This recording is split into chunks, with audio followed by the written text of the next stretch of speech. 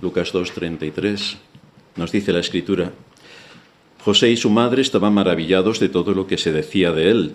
Y los bendijo Simeón y dijo a su madre María: He aquí, este está puesto para caída y para levantamiento de muchos en Israel, y para señal que será contradicha. Y una espada traspasará tu misma alma para que sean revelados los pensamientos de muchos corazones. Estaba también allí Ana, profetisa, hija de Fanuel, de la tribu de Aser, de edad muy avanzada, pues había vivido con su marido 7 años desde su virginidad y era viuda hacía 84 años. Y no se apartaba del templo, sirviendo de noche y de día con ayunos y oraciones. Esta, presentándose en la misma hora, daba gracias a Dios y hablaba del niño a todos los que esperaban la redención en Jerusalén. Después de haber cumplido con todo lo prescrito en la ley del Señor, volvieron a Galilea, a su ciudad de Nazaret.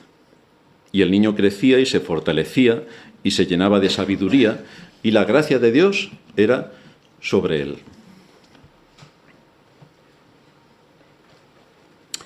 Cuando en los años 20 del siglo pasado se iniciaron los avances tecnológicos e inventaron el televisor, la gran aportación que esto suponía es que se darían las noticias en tiempo real y serían completamente veraces porque todo el mundo vería lo que estaba ocurriendo. Por lo tanto, la verdad tenía que triunfar.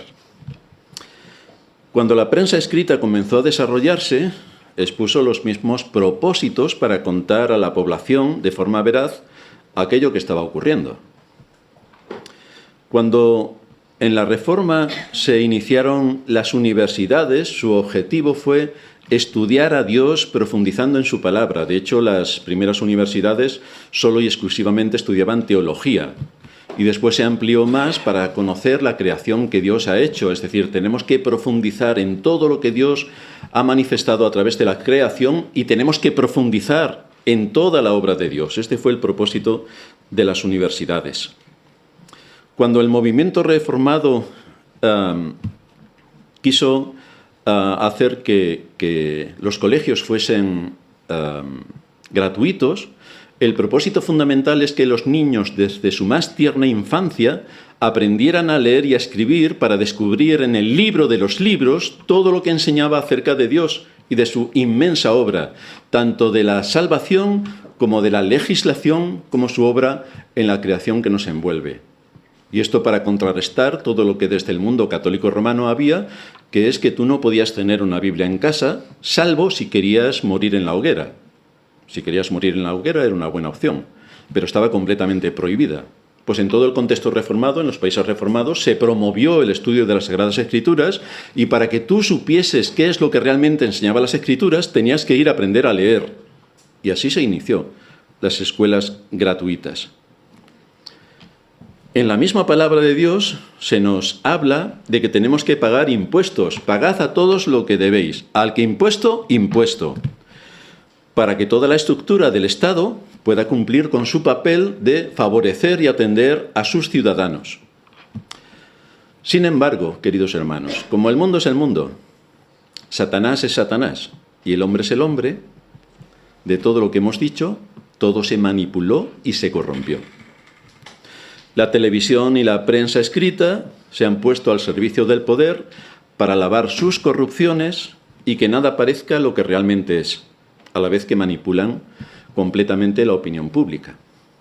Las universidades ahora atentan directamente, este es su más absoluto propósito, atentar directamente contra Dios y solo buscan razonamientos perversos para quitarle a Dios de su trono, reducirlo a cenizas y blasfemar y hacer todo en contra de lo que la palabra de Dios enseña. Los centros educativos, en vez de guiarse por el conocimiento científico, se guían por la ideología. Así que lo que antes se llamaba, en mi época juvenil, corrupción de menores, ahora es libertad de los menores. La hacienda pública ya no solamente se conforma simplemente con cobrar los impuestos, ya no. Además, ahora lo hace de forma abusiva. A esto le suma el saqueo al ciudadano, pervirtiendo el derecho, porque le añade al impuesto el robo. Así que nunca hemos pagado tanto para recibir tan poco. Si a esto le sumamos que ahora Satanás ha sido soltado para engañar a las naciones, cuya evidencia es más que patente por la sencilla razón de que no se puede gobernar con tal nivel de decisiones absurdas, ilógicas, irracionales, incoherentes y disparatadas, todo esto solamente puede venir como fruto de una mente diabólica, podrida y corrompida, donde se cumple lo que Pablo dijo en Romanos 1:28. Como ellos no aprobaron tener en cuenta a Dios, ¿qué es lo que Dios hizo? Dios los entregó a una mente reprobada para hacer cosas que no convienen. ¿Cuáles cosas son? Estando atestados de toda injusticia, fornicación, perversidad, avaricia, maldad, llenos de envidia, homicidios, contiendas, engaños y malignidades, murmuradores, detractores, aborrecedores de Dios, injuriosos, soberbios, altivos, inventores de males, desobedientes a los padres, necios, desleales, sin afecto natural, implacables, sin misericordia, quienes, habiendo entendido el juicio de Dios, que los que practican tales cosas son dignos de muerte, no solamente las hacen, sino que se complacen con quienes las practican. Bienvenido a nuestro mundo. Este es literalmente nuestro mundo, es una foto clavada. Si en un entorno así llega la verdadera luz que alumbra a todo hombre, que desenmascara lo profundo de su corazón, sus motivaciones y sus intenciones, ¿qué creéis que puede pasar? Pues exactamente lo que pasó. Que crucificaron al Señor y no pudieron hacer más barbaridades porque no se les ocurrió. Pero es exactamente lo que manifestó la luz. Simeón está reconociendo todo esto cuando en los versículos anteriores, en el 30, empieza a decir: porque han visto mis ojos tu salvación, la cual has preparado en presencia de todos los pueblos, no solamente Israel, de todos los pueblos, luz para revelación a los gentiles y gloria de tu pueblo Israel. Así que el plan eterno de Dios para rescatar de la muerte a su pueblo se estaba cumpliendo en estos momentos donde Simeón ya tiene al bebé en sus brazos y está reconociendo la trascendencia de su llegada, así como lo que supondría esa luz de alcance universal para las conciencias de todos los hombres y lo que eso implicaba para la vida eterna. De esto está hablando Simeón. Un hecho increíblemente grande que sucedió en aquel tiempo y que nos alcanza, por supuesto. Hoy vamos a ver 3 puntos que se derivan de nuestro texto y vamos a ver en primer lugar las palabras de Simeón, vamos a ver en segundo lugar las palabras de Ana y en tercer lugar vamos a ver cómo la vida sigue su curso. Veamos entonces en primer lugar las palabras de Simeón. Nos dice el versículo 33 que José y su madre estaban maravillados de todo lo que se decía de él, de todo lo que se decía de Cristo. En nuestro último sermón estuvimos analizando el impacto que produjo en Simeón la llegada de Jesús al templo, cuando sus padres le llevaron para proceder a cumplir con todo lo que la ley ceremonial establecía acerca de los bebés y también lo que la ley ceremonial establecía acerca de las madres. Era el día 40 cuando tenía que ser purificada y por eso fueron al templo, para la purificación. Ante todas las palabras que fueron vertidas sobre el bebé, José y María se quedaron asombrados, porque no eran capaces de comprender el alcance de la obra de aquel bebé que tenían en sus brazos, a pesar de que les había sido anunciado por el ángel. Pero a pesar de eso, aunque el ángel Gabriel les había dicho algunas cosas acerca del niño, llamará su nombre Jesús porque él salvará a su pueblo de sus pecados, al igual que los pastores, cuando les contaron a José y a María lo que un ángel les había anunciado y el hecho de que inmediatamente después de que el ángel les hablase, un ejército de ángeles cantaron gloria a Dios en las alturas y en la tierra paz y buena voluntad de parte de Dios para con los hombres. Aparte de todo esto, ninguno de estos mensajes incluyó nada específico acerca del impacto que este niño tendría en la historia de la humanidad y más allá en la historia de la redención. Simeón ahora invocaba la bendición de Dios y se dirigió a María con unas palabras que la debieron dejar atónita. Literalmente le dijo: tened bien en cuenta que este niño está puesto para caída y levantamiento de muchos en Israel. Una profecía. Tened bien en cuenta que este niño está puesto para caída y para levantamiento de muchos en Israel.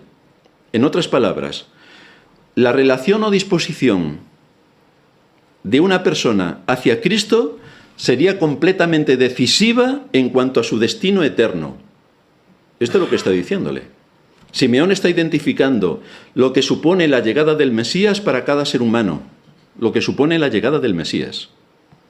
He aquí, este está puesto para caída y para levantamiento de muchos en Israel.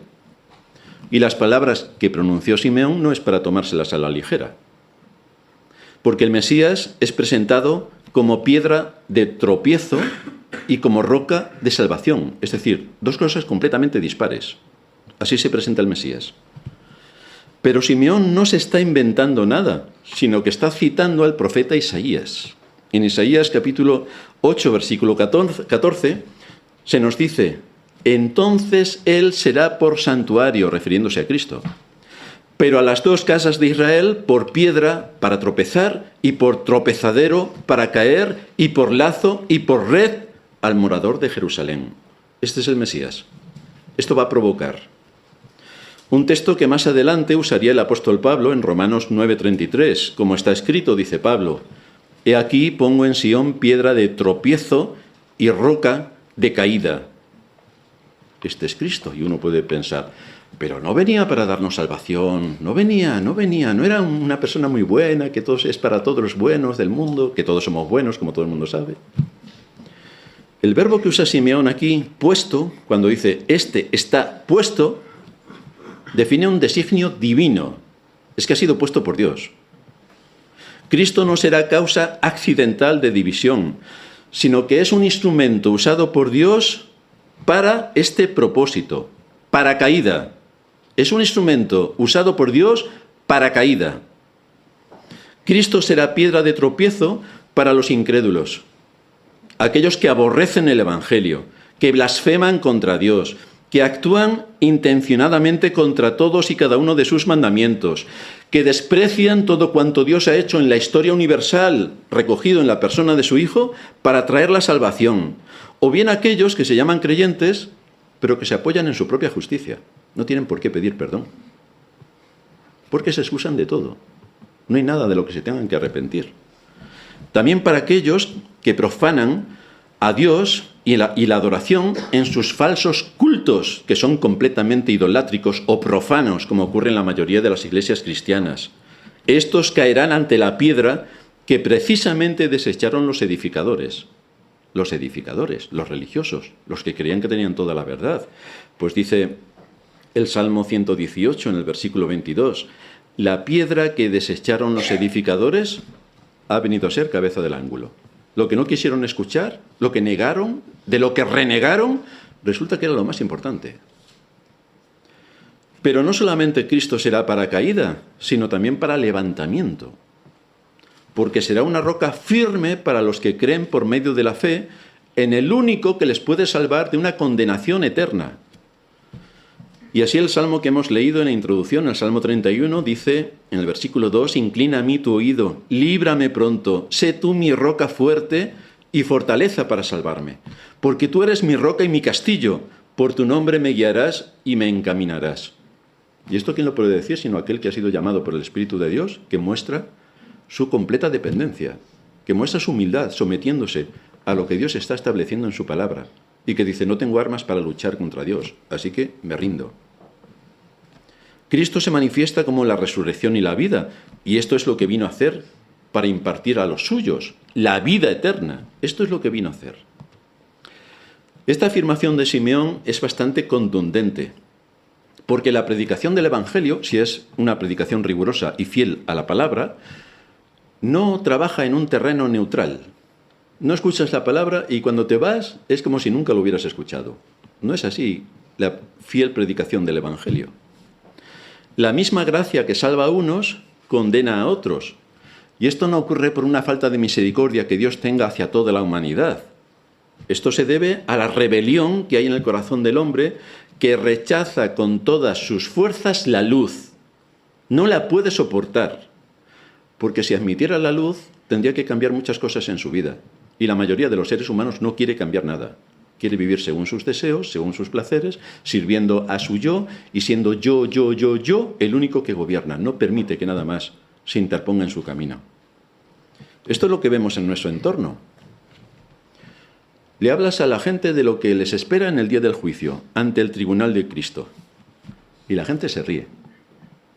Se ríe, le hace gracia. Más bien lo hacen en torno de burla, de mofa, de desprecio, de que esta gente está mal de la cabeza. Pero no quieren darse cuenta. Bueno, en el fondo se darán cuenta, pero no lo quieren admitir ni lo admitirán. Pero la Escritura es bastante clara en cuanto a esto, porque en el libro de Hechos, capítulo 17, versículo 31, se nos dice que Dios ha establecido un día en el cual juzgará al mundo con justicia por aquel varón a quien designó, dando fe a todos con haberle levantado de los muertos. Así que sí hay un día del juicio, y sí que hay un juez, y sí que hay un fiscal, y sí que hay una condenación, y sí que hay una vida eterna. Sí que hay todo esto.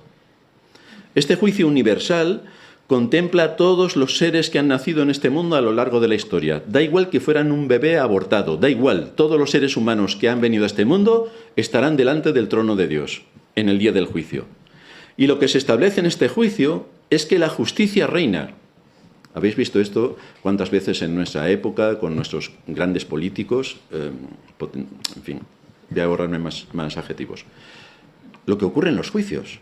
Bueno, es que se buscan todo tipo de triquiñuelas para que no parezca lo que es y lo que es tampoco parezca lo que es. Es todo al revés. Delante de Dios esto no vale. Esto no vale. Allí no habrá nadie que no sea juzgado bajo este principio de justicia. Nadie habrá que no sea juzgado de esta manera. Lo cual supone que todos los que han desechado a Cristo, aborrecido a Cristo, despreciado a Cristo, blasfemado contra Cristo, o simplemente ignorando a Cristo, todos y cada uno de ellos morirán sin Cristo.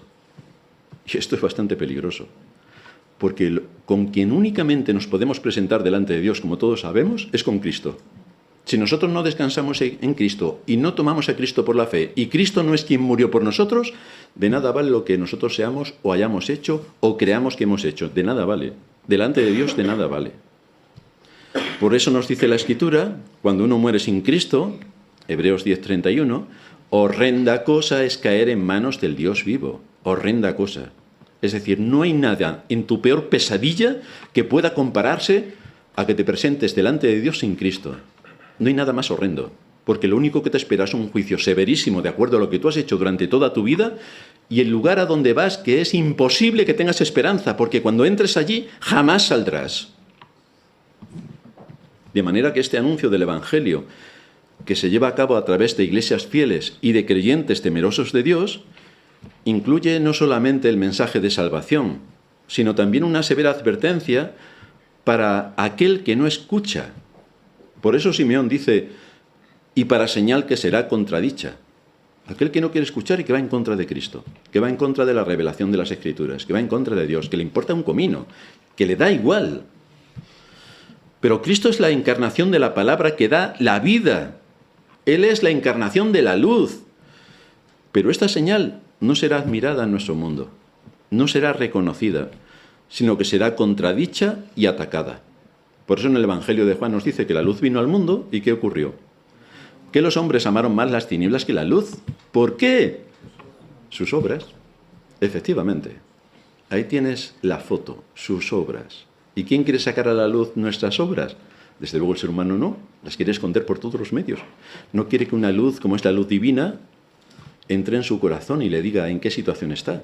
Porque cuando eso ocurre, te lleva al arrepentimiento. Y cuando te lleva al arrepentimiento, todo lo que has hecho en tu vida, lo tienes que cambiar radicalmente. Y ya tienes que servir a otro dueño, a otro señor. Ya no vas a servir más a Satanás. Que la gente cree que no sirve a Satanás, pero vamos, lo sirve el 100% de su tiempo. Ahora tienes que servir al Señor. El mundo en general no soporta la luz que revela la condición de su corazón, donde a pesar de que cada persona se justifica con todo lo que hace y busca excusas y argumentos para darle la vuelta a todo y que no parezca lo que es en su corazón, lo único que reina en el corazón del ser humano caído es la injusticia. Es la injusticia. Vosotros no sé si os habréis dado cuenta, pero la culpa de todo la tiene el de al lado. Nunca la tiene uno mismo. Si no eres un verdadero creyente que por medio de la fe y del arrepentimiento vienes a Dios y te das cuenta de cómo está la situación de tu corazón y del pecado que tienes encima, si no eres creyente, eso no lo detectas. ¿Qué pasó cuando Satanás tentó a Eva y le dio a comer del fruto a Adán? Y el Señor le preguntó a Adán, ¿pero qué has hecho? ¿Y qué dijo Adán? Ha sido Eva. Y cuando le pregunta a Eva, ¿qué le dice Eva? Ha sido la serpiente. Menos mal que no siguió preguntando. Pero esa es la secuencia del ser humano en este mundo caído. La culpa siempre la tiene el otro. Uno nunca tiene la culpa. Pero Cristo vino a morir por pecadores que tienen la culpa. Que tienen la culpa. Por esta razón, desde su nacimiento hasta la cruz, Cristo sería objeto de controversia. Toda su vida fue objeto de controversia, de burla, de desprecio y de odio. Toda su vida. El asunto es que hoy, 2000 años después, sigue siendo exactamente así. El rechazo hacia la palabra de Dios, hacia Dios y hacia su verdadero pueblo es brutal. Porque como es Él quien saca a la luz por medio de su palabra el estado caído del corazón humano, esto es algo que el hombre quiere ocultar y negar por todos los medios. Yo no soy así de malo, yo soy una buena persona. Por eso rechaza la luz. No quiere ser acusado. Y para esto se fabrica una respuesta de desprecio contra la palabra de Dios, a fin de negarle su autoridad, a fin de negar a Dios y a fin de negar todo lo que Dios, como juez, va a hacer. El Evangelio no oculta esta realidad. El Evangelio no promete que será aceptado por los grandes y millones de seres humanos que pueblan la tierra, no. Nos advierte a los creyentes y a la Iglesia de que habrá un rechazo patológico contra Dios, contra su palabra y contra su pueblo. Esto es de lo que nos advierte la Escritura. Este es el rechazo patológico que brota de forma natural del ser humano. John Flavel lo resumió así: donde Cristo es verdaderamente predicado, allí se levanta el mundo contra él, porque la gracia que salva también desenmascara el orgullo humano. Y el orgullo humano no puede aceptar que venga un Dios, le acuse, le juzgue y le condene. Y tampoco quiere aceptar que haya un Salvador que perdone sus pecados y lo traiga a la vida. Las implicaciones de que venga la luz y que esta luz desarme el corazón humano nos muestran también la imposibilidad de que el hombre se redima a sí mismo, porque para el hombre le es imposible. No puede nacer de nuevo en el mundo espiritual. Para que esto ocurra, para que pueda nacer de nuevo, tiene que haber una obra del Espíritu Santo, que es la que cuando se predica su palabra actúa en el corazón de los oyentes, es el arma que el Espíritu Santo usa para convencer de pecado, de justicia y de juicio, dice el Evangelio de Juan. Y entonces lo trae a la vida, no por la voluntad del hombre, sino por la voluntad de Dios, que es quien lleva a cabo esta obra increíble de su poder. Este fue el propósito de la venida de Cristo: ponerse en el lugar del culpable, para librarle de la muerte eterna. Y para esto había una condición señalada específicamente por la ley de Dios. El transgresor debe morir para pagar por su culpa. Por esto Simeón añade: y una espada traspasará tu propia alma. ¿A qué se estaba refiriendo Simeón con esto? ¿Qué quería decir?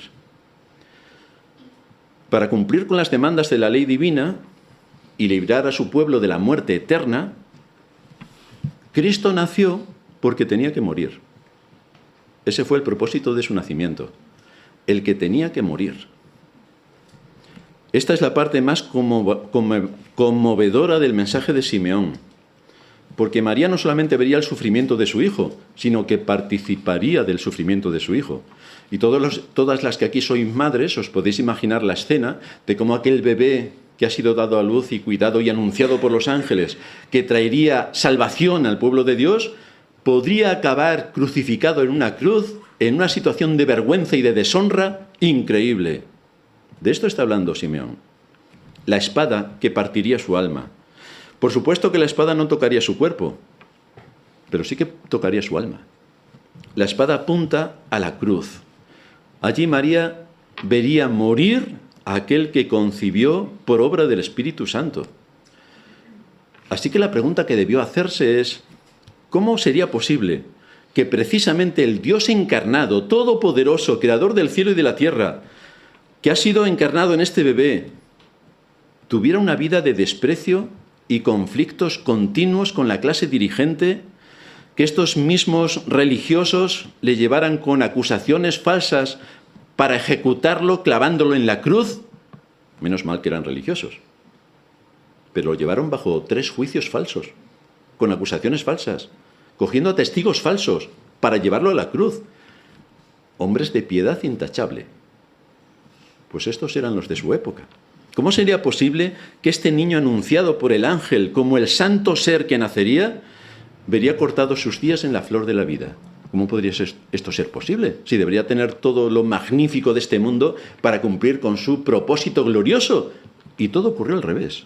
Esto es para que nos hagamos una idea de cuando a veces idealizamos la vida en el servicio al Señor y luego tenemos multitud de problemas, de conflictos, de tribulaciones y todo tipo de aspectos negativos en nuestra vida. Pues en medio de todo eso Dios está trabajando.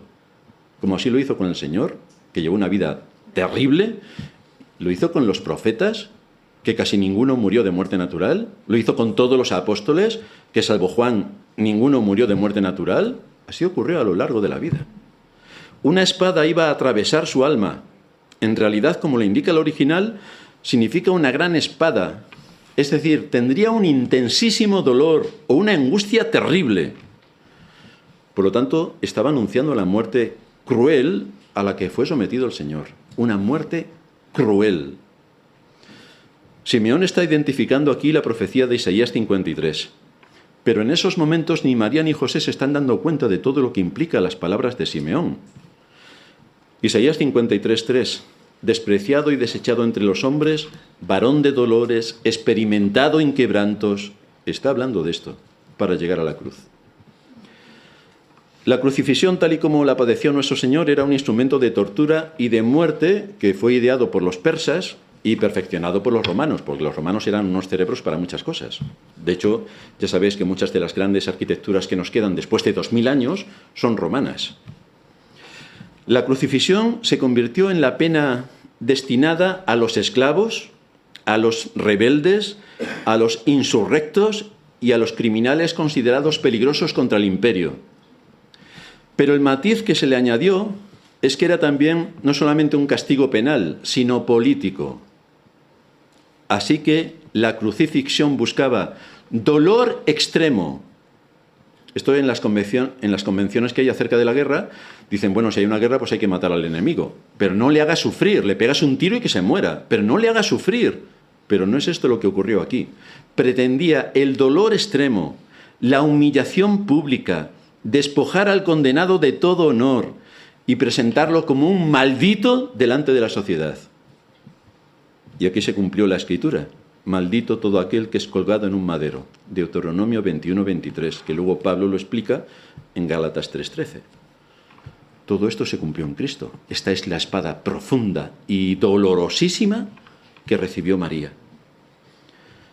Por mandato de Cristo a la Iglesia, tenemos por tanto el alto deber de predicar el Evangelio hasta lo último de la tierra, para que en este mundo se conozca al dador de la vida y para que puedan ver la luz que vino con Cristo, que cumplió con todo lo que las profecías del Antiguo Testamento hablaban de él.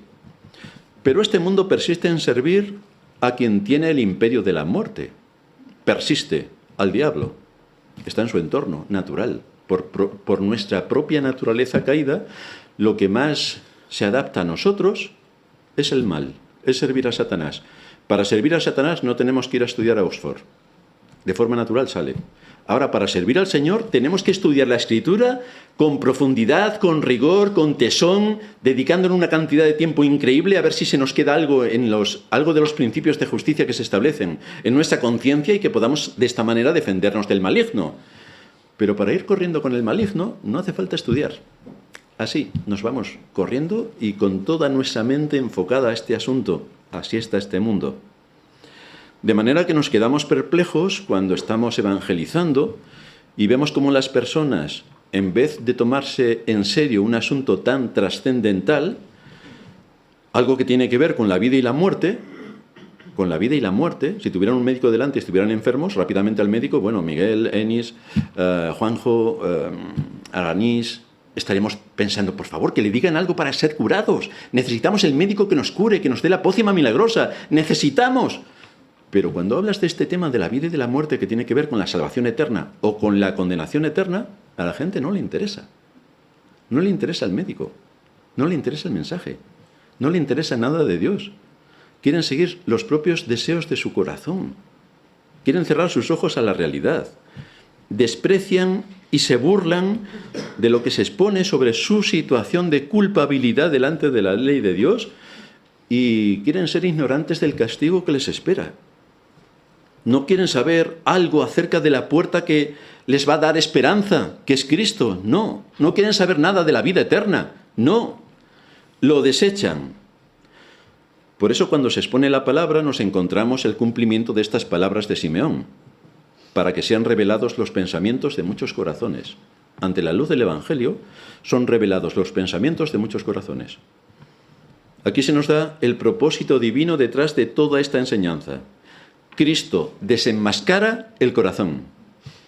La luz de su palabra desenmascara el corazón. Su presencia actúa como esa luz que penetra en las tinieblas del alma del ser humano.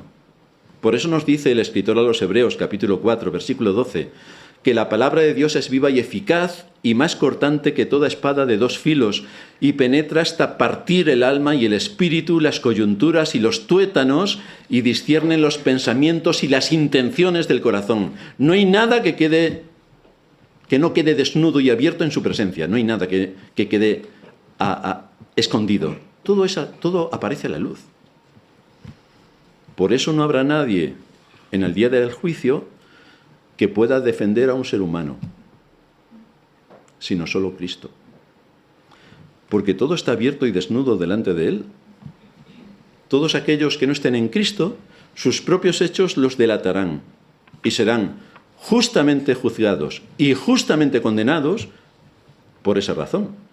Porque sin Cristo no hay salvación. Sin Cristo no hay salvación. Esto supone que la oposición que provoca la palabra de Dios no hace sino mostrar lo que ya está en el interior del corazón humano. Los pensamientos ocultos, la hipocresía, la incredulidad, la soberbia, el orgullo, todo esto sale a la luz cuando la palabra es predicada y el Espíritu Santo actúa. Y esto nos ha pasado a todos los que hemos venido a la fe. Cuando el Espíritu Santo nos ha llamado y hemos empezado a leer las Escrituras, aparece nuestro nombre en todas las páginas. Somos culpables de todo. No hay quien nos saque de esa situación, sino Cristo. Por eso predicamos a Cristo, por eso. Nada revela mejor el estado de un corazón que su reacción ante Cristo. Y aquí hay dos respuestas. O hay una profunda convicción de pecado que le hace a esa persona ser consciente de la gravedad de su estado delante de Dios, que es el juez, y entonces busca, por medio de la fe y el arrepentimiento, el perdón. O hay un desprecio absoluto a la salvación de Dios y una sonrisa blasfema por todo lo que está oyendo.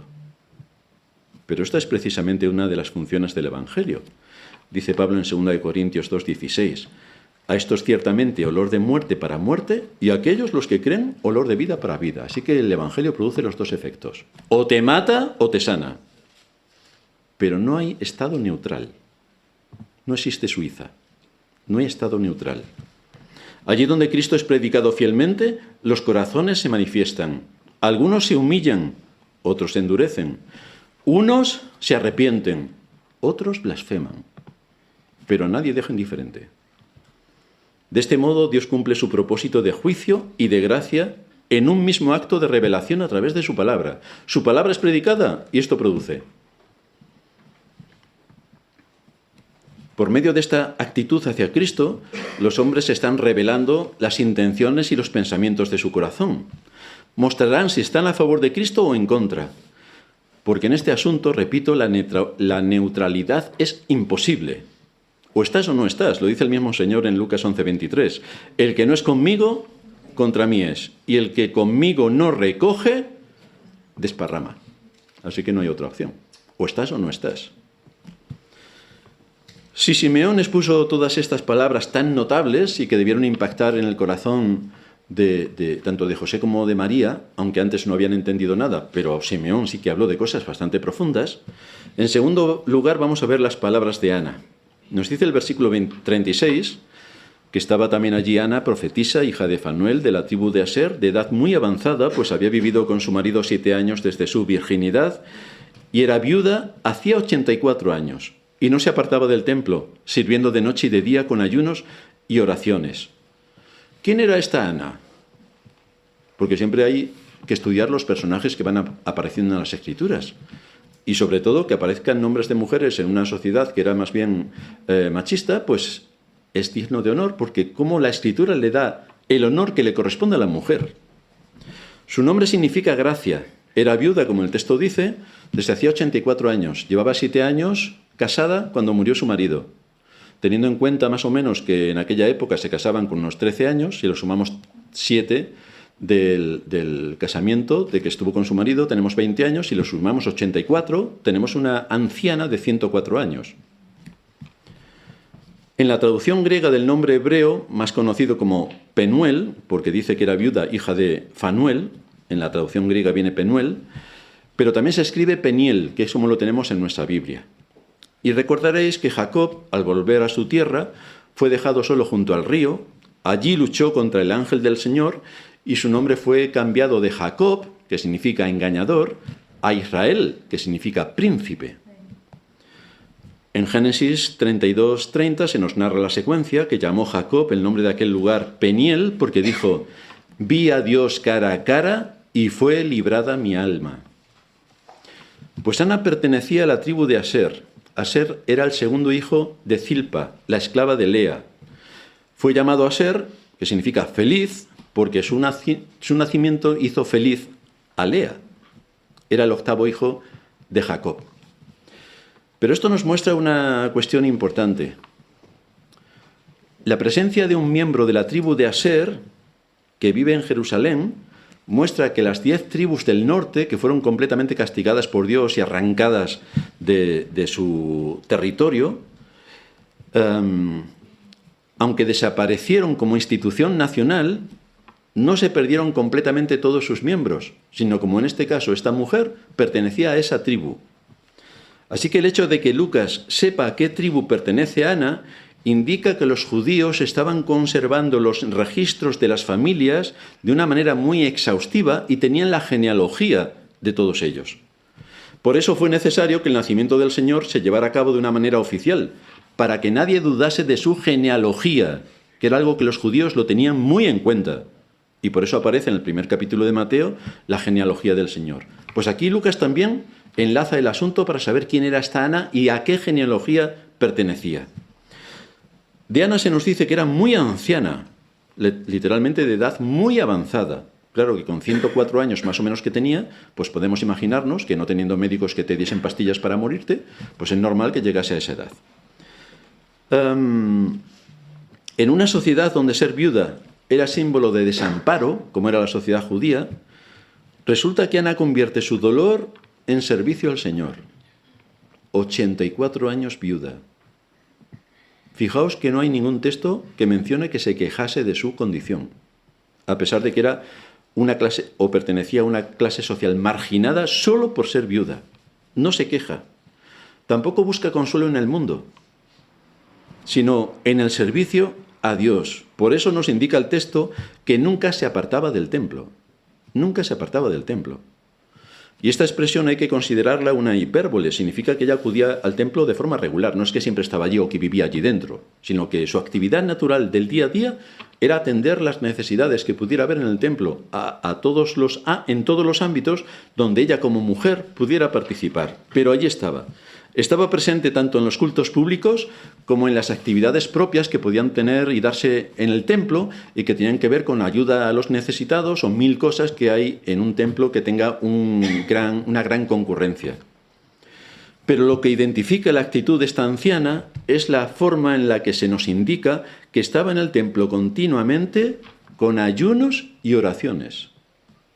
Vaya, con ayunos y oraciones. Era una mujer temerosa de Dios, que tenía la esperanza del Mesías prometido y ponía esto cada día en oración. Tenía la esperanza de ver al Mesías prometido. Todos los días ponía esto en oración. Y Lucas dice que lo hacía de día y de noche. Es decir, era algo que formaba parte continuamente de su actividad. Esta era su alta responsabilidad. Fijaos, soy anciana, ¿qué puedo hacer yo? 104 años. No sé, si ella lo hacía, ¿qué podemos hacer nosotros, que tenemos unos pocos menos? Y además Lucas matiza que la providencia hizo que ella estuviera llegando al templo en el mismo momento en el que llegaban al templo María, José y el niño. La providencia provocó esta coincidencia. Posiblemente observó cómo Simeón tomó al niño en sus brazos, escuchó las palabras de Simeón, y entonces se acercó a la familia convencida de que este niño era verdaderamente el Mesías, por el que había estado orando tantos años. Y esto produjo en ella una reacción inmediata. Y es que cuando fue consciente y tuvo la certeza de que aquel niño era el Mesías prometido, nos dice el versículo 38, que hablaba del niño a todos los que esperaban la redención en Jerusalén. Así que la misma mujer que pasó días en silencio, ahora se convierte en portavoz de un mensaje de redención. Les hablaba a todos.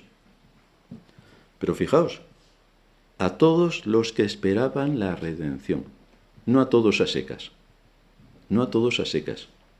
Así que marginó, no habló indiscriminadamente, porque hay mensajes profundos de la palabra de Dios que no los puedes comentar con el mundo, pero sí con tus hermanos en la fe. No habló a todos, sino a todos los que esperaban la redención. Así que aquí tenemos un ejemplo de cómo el verdadero testimonio no consiste en la propaganda religiosa. Hay empresas que se dedican a fomentar las actividades de una iglesia y hacer como si fueran compañías de marketing que trabajan para una iglesia y hacen campañas de marketing como lo hace la mayonesa Hellmann's, por ejemplo. Pero aquí no está hablando de eso. Aquí no habla de esto. El verdadero testimonio no consiste en la propaganda religiosa, sino en cómo podemos edificar al remanente de Dios. ¿Cómo podemos aportar para edificar al pueblo de Dios? ¿Qué puedo yo hacer desde mi posición para que el pueblo de Dios sea instruido, sea alimentado, sea consolado, sea atendido en sus necesidades materiales en este mundo? La expresión que también utiliza redención en Jerusalén nos recuerda el lenguaje de Éxodo. Cristo es nuestro libertador. No de Egipto, como fue en la primera ocasión cuando sacó allí a su pueblo, que estaba esclavo, sino que es nuestro libertador del pecado y de la muerte. Ese es Cristo, nuestro libertador. Y Ana comprende, por revelación del Espíritu, que la llegada de este niño significa el cumplimiento de todas estas promesas. Ha llegado el libertador, el que nos va a librar de la muerte y de la condenación eterna. No del imperio romano. Eso sí lo tenía claro Ana, no lo tenían claro los religiosos judíos, pero Ana sí. Considerando el hecho de que los evangelios describen la maldad y dureza del corazón de los fariseos, de los escribas y de todos sus seguidores, es alentador saber que, al igual que ocurrió en tiempos de Elías, que habían 7.000 que no doblaron sus rodillas delante de Baal, y ahora en estos tiempos donde se narra esta historia, a pesar de la corrupción estratosférica en la que se hallaba Israel, había un remanente escogido, porque ella le habló a los que esperaban realmente la redención por parte del Mesías. En tercer lugar, vamos a ver cómo la vida sigue su curso.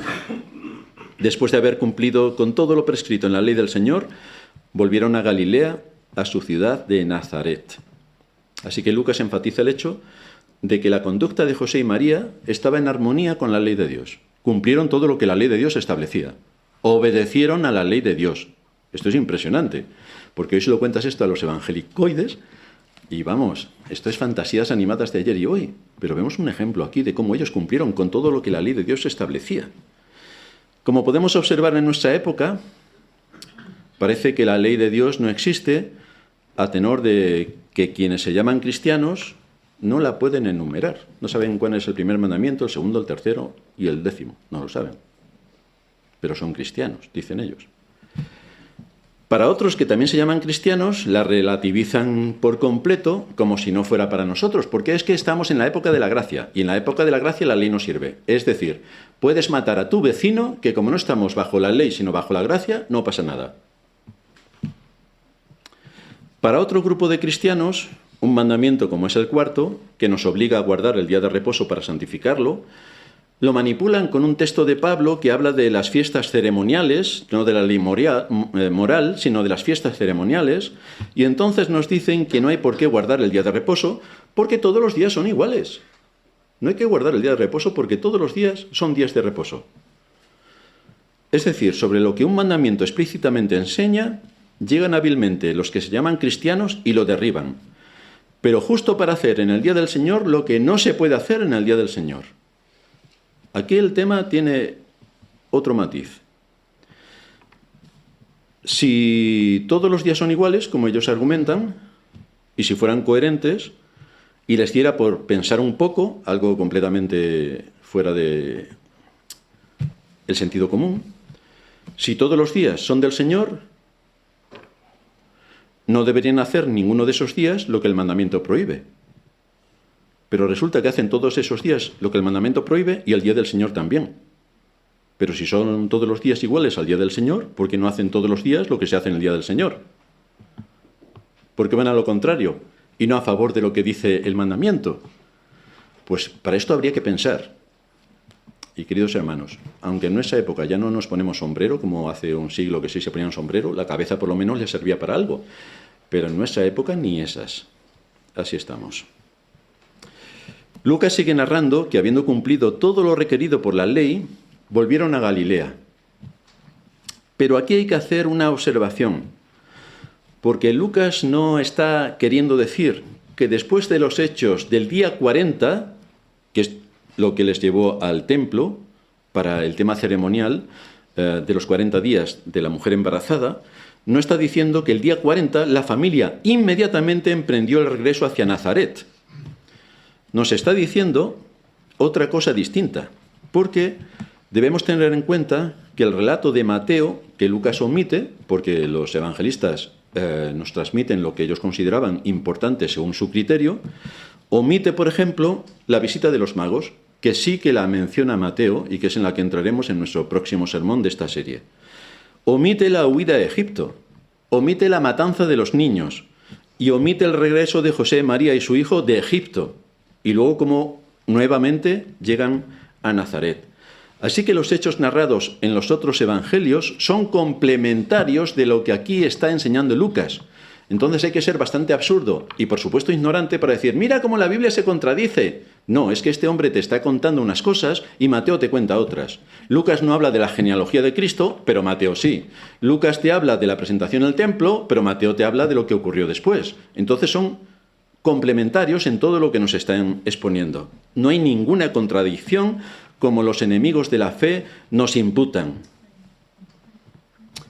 Luego sigue añadiendo nuestro texto que el niño crecía y se fortalecía y se llenaba de sabiduría y la gracia de Dios era sobre él. Esto indica algo importante que muchas veces la cristiandad se olvida, que cuando Cristo nació era un bebé, lógicamente. ¿Y qué hacen los bebés? Pues necesitan comer.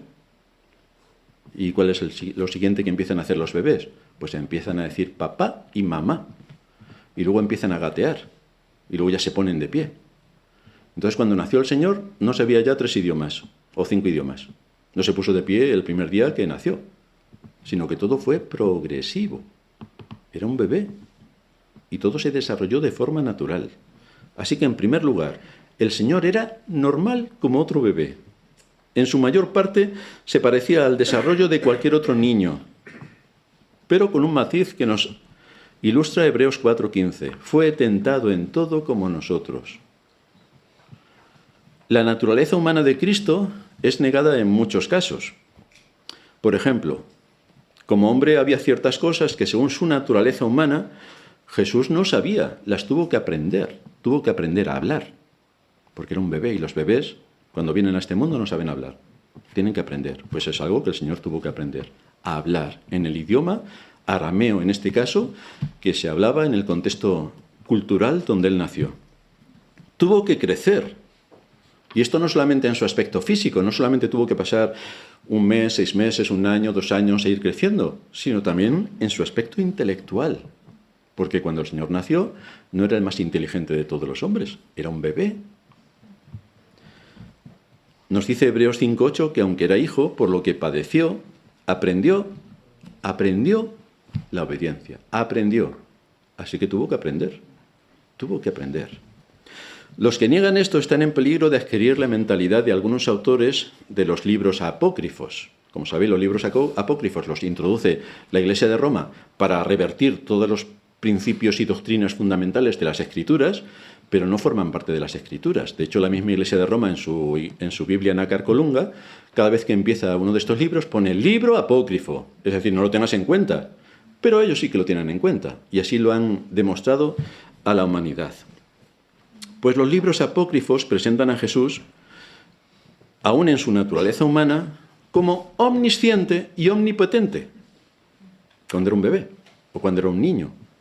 Por ejemplo, en uno de estos escritos apócrifos, cuando pasa el Señor delante de los leones y leopardos, los leones y leopardos le hacen reverencia. Vaya. Siendo un niño, le dice a una palmera: «Dóblate y refresca a mi madre con tu fruto». Y el árbol inmediatamente obedece. Se inclina a la palmera para darle algo de comer a su madre. A los 5 años, nos dice otro relato apócrifo, Jesús moldea 12 gorriones de arcilla, golpea las manos y los gorriones cobran vida y se van volando. Es decir, estamos con un mago.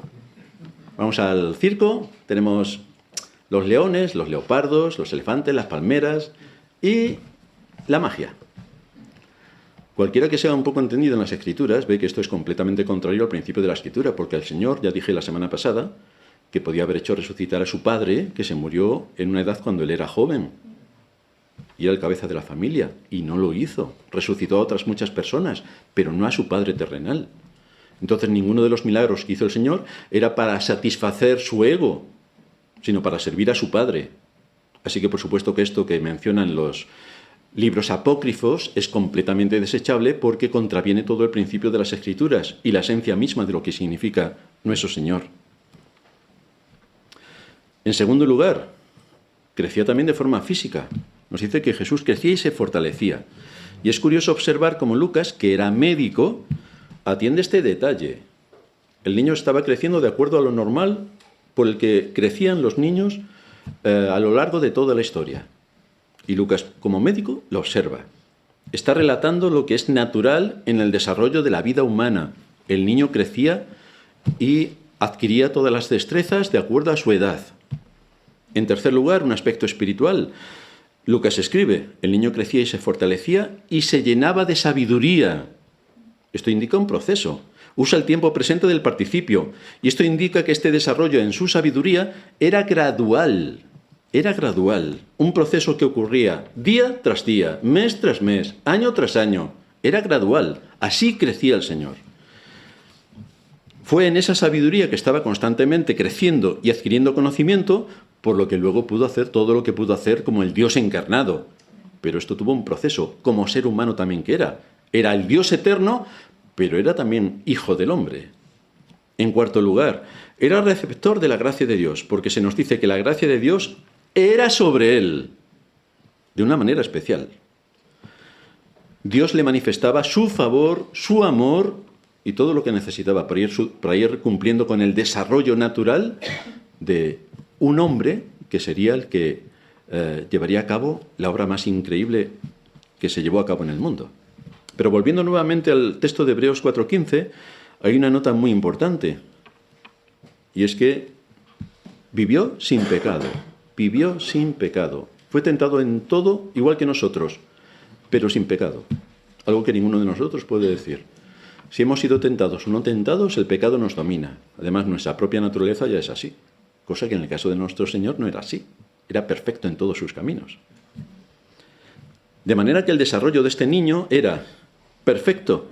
Y lo era en todo aspecto. Físico, intelectual, moral, espiritual, porque de principio a fin su progreso siguió intachable y sin estorbo de ningún pecado. Cumplió su propósito, por eso pudo ser clavado en la cruz y por eso su sacrificio fue acepto delante de Dios, porque estaba sin pecado. ¿A qué conclusión nos lleva todo esto? Vemos que en el templo de Jerusalén, Simeón vio a un niño en brazos y profetizó sobre la cruz, precisamente cuando acababa de nacer. Vio a un niño que traería división, pero también la gloria que suponía que el Evangelio se predicase a todas las naciones y que alcanzase a los gentiles, a nosotros, que éramos ajenos a los pactos y a las promesas. Por la promesa precisamente dada a Abraham de que en su simiente serían benditas todas las naciones de la tierra, y su simiente es Cristo, nosotros los gentiles que estábamos fuera, estamos dentro. Y más allá que los judíos, que lo sepáis. Cristo, en segundo lugar, no vino para halagar al hombre y hacerle sentir bien, estimularle, alegrarle la vida. No, vino para rescatarlo de la muerte y del infierno. Y en este proceso, los pensamientos ocultos de los corazones son revelados cuando se exponen a la palabra de Dios, a la luz de Cristo. En tercer lugar, Cristo es la piedra de tropiezo, pero también es el fundamento de nuestra salvación. Su palabra juzga al hombre y revela su destino eterno. Así que no es para tomárselo a la ligera. Cuando el Evangelio es predicado, no es para tomarse a la ligera lo que escuchamos, porque afecta directamente a nuestra conciencia y a nuestro estado eterno. En cuarto lugar, el Evangelio divide porque es una verdad absoluta. El corazón humano se tiene que definir frente a Cristo. O lo ama o lo aborrece, pero no vale decir yo soy neutral. No, porque aquí la neutralidad no existe. Esto tiene consecuencias en la vida, en nuestro trato con los demás y en la muerte. Así que esto no puede dejar neutral a nadie. ¿Y qué aplicaciones prácticas obtenemos del texto? Pues aquí encontramos que tanto si eres mujer como hombre, tienes que aprender de Ana a servir a Dios en cualquier etapa de tu vida, en cualquier etapa. La edad, la soledad o la debilidad no son excusas para ser improductivos espiritualmente, porque seguro que sabes orar.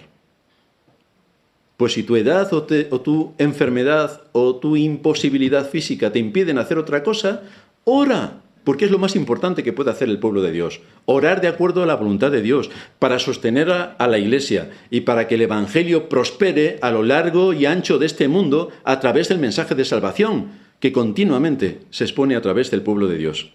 Esta mujer oraba sin descanso. Y es así como Dios usa a los que perseveran en oración para cumplir sus propósitos soberanos. Dios usa tu oración, la oye y ejecuta. Si aquello está de acuerdo a la voluntad de Dios, ejecuta lo que estás pidiendo. Así que no dejes de orar. No dejes de orar. En segundo lugar, para nosotros como Iglesia debemos ser un pueblo también de oración constante y mantenernos firmes en los principios de justicia en medio de una generación perversa. No podemos ser permisivos y normalizar lo que la sociedad que nos envuelve entiende que es bueno, porque es bueno para la sociedad, pero es contrario a la palabra de Dios, así que no podemos ser permisivos. Solo la palabra es nuestra luz. Así que no olvides que una iglesia que ora de día y de noche es la que promueve el reino de Dios en este mundo. La iglesia orando, la iglesia orando. A las mujeres cristianas, ¿qué les podemos decir? Pues Ana representa la dignidad espiritual de la mujer creyente. Fijaos que no predica, ni quiere. No predica desde un púlpito, sino desde una vida de santidad, con ejemplo, con constancia, cumpliendo con el deber que le es propio para su condición, y con un testimonio que 20 siglos después nos llega a nosotros. El testimonio de Ana, constante en la oración, a pesar de tener más de 100 años. De manera que la verdadera influencia de la mujer en la Iglesia se ejerce a través de su temor a Dios. No a través de que se suba en el púlpito y entonces ya todos somos iguales. Pues no, todos no somos iguales. Es la constancia en la oración, en aquellos asuntos que le competen a la mujer dentro de lo que Dios ha establecido en la Iglesia. Y en último lugar vemos la doctrina de la providencia. ¿Cómo llega Ana en la misma hora que llega el Señor? Esto nos enseña que no hay coincidencias en la historia humana. No hay ninguna coincidencia. Todos nosotros podemos contar muchas cosas de cómo la providencia ha obrado, que coincidentemente ha ocurrido algo. ¿Qué casualidad? Pues no es ninguna casualidad. Es la providencia trabajando. Y a través de la providencia Dios gobierna todo el mundo. Nuestras vidas, todo lo que ocurre en nuestras vidas, cómo nos relacionamos con los demás, cómo se desarrolla el mundo, todo está involucrado en la providencia. Y terminamos con las palabras del Salmo que leíamos en la introducción. Amad a Jehová todos vosotros sus santos, porque a los fieles guardará Jehová, y paga abundantemente al que procede con soberbia. Así que a vosotros, la Iglesia, esforzaos todos vosotros los que esperáis en Jehová, y tome aliento vuestro corazón. Tenemos mucho por delante, pero tenemos una cantidad de aliento, de ánimo y de bendiciones por parte del Señor para cumplir con nuestro papel en este mundo. Así que a Él tenemos que servir y nada más.